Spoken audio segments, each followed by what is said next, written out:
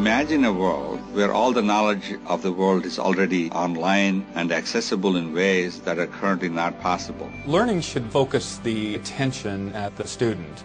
Anything that gets developed in terms of a tool should be getting the student involved in project-based learning. Technology can do a great deal to unlock the mystery of learning.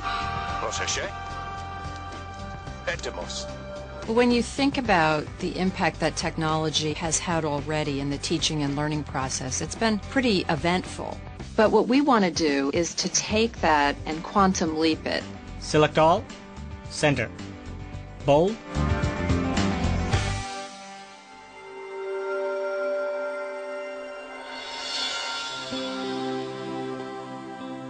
A businessman, a teacher, and an engineer are collaborating remotely on a video report documenting the influence of technology on learning. They reflect on their own history and uncover predictions from the past. They discover men and women whose visions inspired advances that propelled learning to a lifelong experience and the potential for those visions to carry on. I've got the vids you sent. I'll add them to what I've got. Let's get back with each other in half hour to go over the timeline. That'll work for me. Me too. In the last 20 years, we've been very good at creating computing technology that can manage documentation. We can cut and paste in very creative ways. But now we can build scenarios where we can get children to think critically about managing complex systems.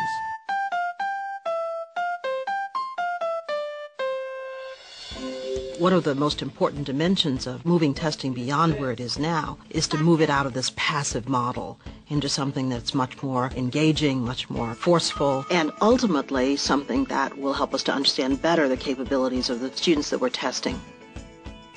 I think at this moment in time, for the very first time, we have the opportunity to give students technology that they can feel is more or less their own. The combination of cost, form factor, and improved human interface technologies puts us at a moment in time in addressing the student that we've never had before. Vid of John Seeley Brown a couple of months ago, around June 25th.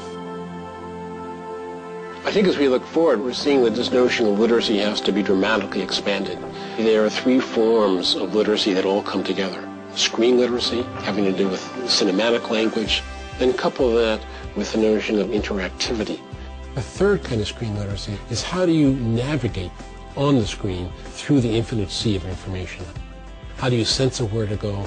How do you feel comfortable in terms of finding your way through this very complex informational space?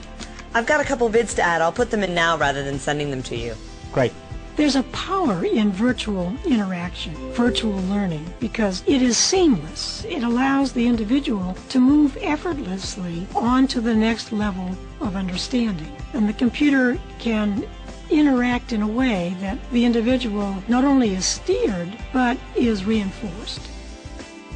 So if we can increase enjoyment in learning and have people want to do it for its own sake, then you start a positive feedback cycle where enjoyment in learning begets the desire to do additional learning, and that builds on itself. Well, I think that the interesting challenge we have as we go forward is to figure out how the virtual world augments the physical world. Not replaces it, but augments it. It's a yin-yang between the physical and the virtual and the physical. If we can understand that yin-yang relationship, I think we'll understand how to build incredibly powerful learning environments in the future.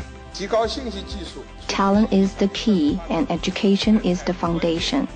On one hand, we need to train a number of talented people who will enter the international front lines, master key technology, and be top-level design experts. Yet it's so much easier to get something done with more minds than just one, because somebody could say something and that will click. You go, oh, I've got a great idea. And I think that's the way technology helps us if we're training our teachers to be able to work collaboratively, seamlessly in the curriculum. I just tell my kids, I have no idea what it's going to be like in the future for you, but you're going to need to know how to change, how to go from one thing to another thing. So if you can be a person who's successful at change, and you can be a lifelong learner, somebody who's willing to step in and learn, you are going to be the successful person.